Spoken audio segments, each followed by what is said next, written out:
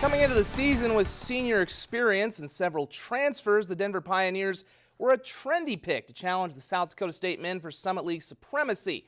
Though the Jacks have lived up to the hype, the Pioneers are just 2-6 and in danger of missing out on the conference tournament. And after SDSU nearly saw a big lead disappear at Oral Roberts on Thursday, the Jacks were focused and ready for their Super Sunday matinee in the Mile High City. First half, speaking of ready, Skylar Flatten certainly was. Whether he was slashing inside or teeing up threes, he was 8 of 12 from beyond the arc as SDSU builds a double-figure lead. Now, there were 6 NBA scouts on hand to watch that guy, Mike Dahm. They'd see him score 28 points, pull down 12 boards, and even swat that shot. Stayed up 42-31 at the break. Play of the day in the second half, our athlete of the week, Tevin King. That's why. Rest in peace to that poor Denver defender. He had 12 points. Take a look at a couple replays. Jacks building a 20-point lead. The story of the day was really Flatten.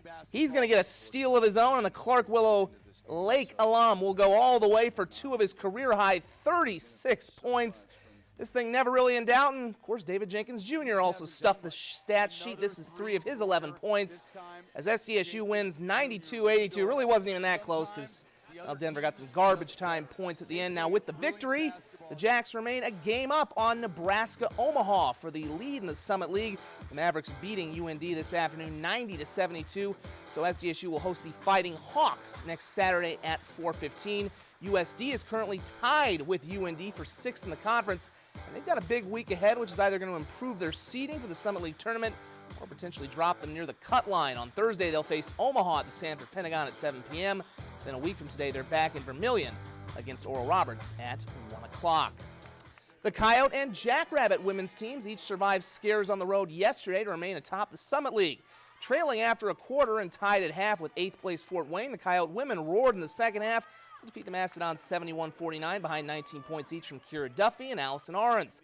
SDSU's women trailed by 12 after a quarter at Oral Roberts before breaking the Golden Eagles with a 20-3 run in the second quarter on their way to a 74-65 win. 4 Rabbits were in double figures, led by Macy Miller's 16. Now, by virtue of playing one more game this week than USD, SDSU is in first place, at least for the moment, in the Summit League.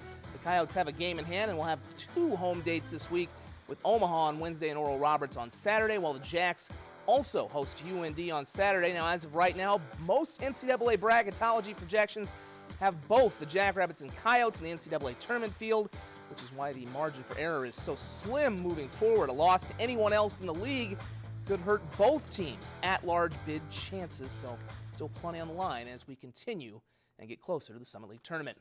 Well, less than 24 hours ago, one of the biggest crowds to watch a high school game in the Pentagon ever saw the T-Titans make a statement in their much-hyped battle with the Lincoln Patriots. The top-ranked team in Class A pulled away in the second half to defeat the number 1 ranked team in Double A as the Titans defeated the Patriots 65-47. T's Noah Friedel led all scorers with 33 points, with Caleb Joffer adding 10. In handing the Patriots their first loss of the season, the Titans made a definitive point that they're the team to beat in South Dakota at any level. I think so. I think this is probably all around, skill-wise, the best team that T has seen in a long time, if not ever.